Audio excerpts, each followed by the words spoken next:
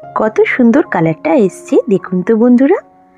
একদম দোকানের সসকে কিন্তু হার মানাবে এই হোমমেড সস। নমস্কার বন্ধুরা, মাদার সিম্পল কিচেনের তরফ থেকে আমি অন্তশ্রী আপনাদের সকলকে জানাই স্বাগত। নতুন দিনের নতুন রেসিপি নিয়ে আবার হাজির হয়ে গেছি। আজকে আমাদের recipe green tomato chilli sauce. চলুন দেখে নেওয়া যাক। এর জন্য আমি এখানে 1 কিলো গ্রিন টমেটো বা কাঁচা টমেটো নিয়েছি, আর আমি 100 গ্রাম কাঁচা লঙ্কা নিয়েছি। কোনো কিছু বেশি লাগবে না, কোনো রসুন, আদা, পেঁয়াজ, রসুন কিচ্ছু লাগছে না।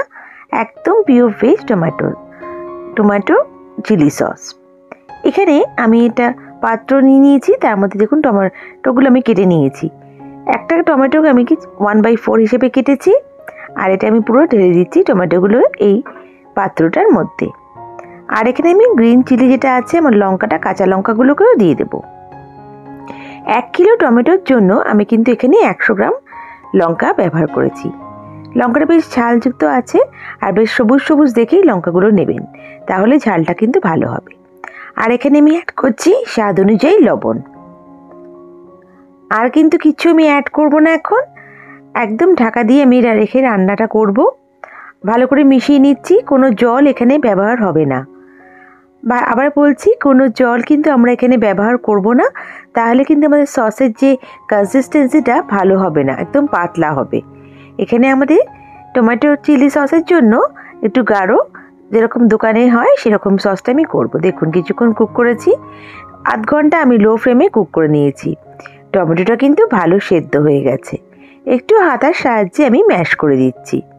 খুবই ঝটপট এই সসটা হয়ে যায়, আর কোনো ঝামেলা ছাড়া। এটাকে আপনারা সংরক্ষণ করতে পারেন অনেক দিন, ফ্রিজে রাখলে তো অনেক দিন চলে যাবে।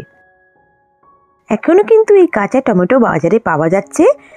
যতদিন এটাকে পান তার আগে ঝটপট করে বানিয়ে নিন এই সসটা। দেখুন একদম কিন্তু আমার বয়েল হয়ে গেছে ভালো করে। আমি কিন্তু একটা হাতার সাহায্যে একটু হালকা ম্যাশ করে নিচ্ছি। এবার আমি এটাকে একদম ঠান্ডা করে নেব। ঠান্ডা করে আমাকে কিন্তু এটাকে ব্লেন্ড করতে হবে। ভালো করে ঠান্ডা করে নিয়েছি, দেখুন এটা কতটা ঘন হয়ে আছে। এবার আমি এটা মিক্সিং জারে এটাকে নিয়ে নিচ্ছি। সব টমেটো আর চিলিটাকে আমি মিক্সিং জারে দিয়ে ভালো করে আমাকে কিন্তু ব্লেন্ড করে নিতে হবে। খেয়াল রাখতে হবে যেন কোনো দানা না থাকে, একদম কোনো লাম্পস না থাকে। একদম স্মুথ একটা পেস্ট আমাকে তৈরি করে নিতে হচ্ছে। দেখুন সবটা দিয়ে দিলাম, আমি একদম স্মুথ পেস্ট করে নেব। কি সুন্দর পেস্টটা করে নিয়েছি দেখুন, এখনই কিন্তু সসের মতনই লাগছে। এবার আমি এটা স্ট্রেন করে নেব।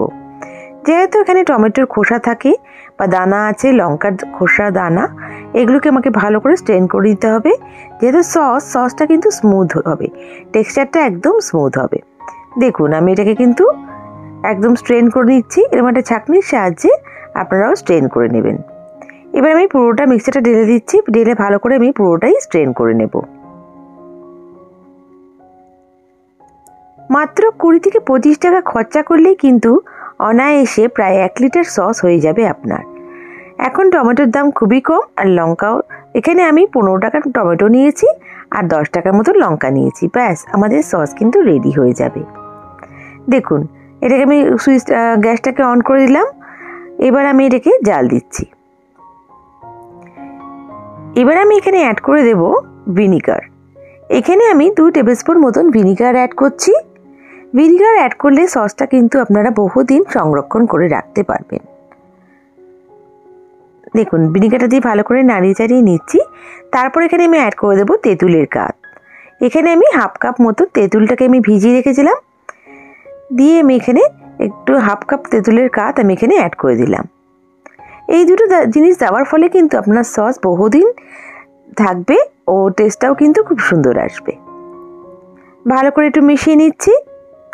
একদম দোকানে তৈরি গ্রিন চিলি সসের মতন লাগছে, কিন্তু এটাতে টমেটো আছে তাই এটা টমেটো গ্রিন চিলি সসটা হয়ে যাবে। দেখুন এটা ততক্ষণ জাল দেবেন যতক্ষণ না দেখবেন এটা ছিট করছে, কিরকম একটা বয়েলিং পয়েন্টটা যখন এরকম করে আসবে, যে দেখবেন আপনারা ছিটে ছিটে আসছে, তখন বুঝবেন আপনার সসটা হয়ে গেছে। কতটা গাঢ় সসটা হয়েছে দেখেই বুঝতে পাচ্ছেন।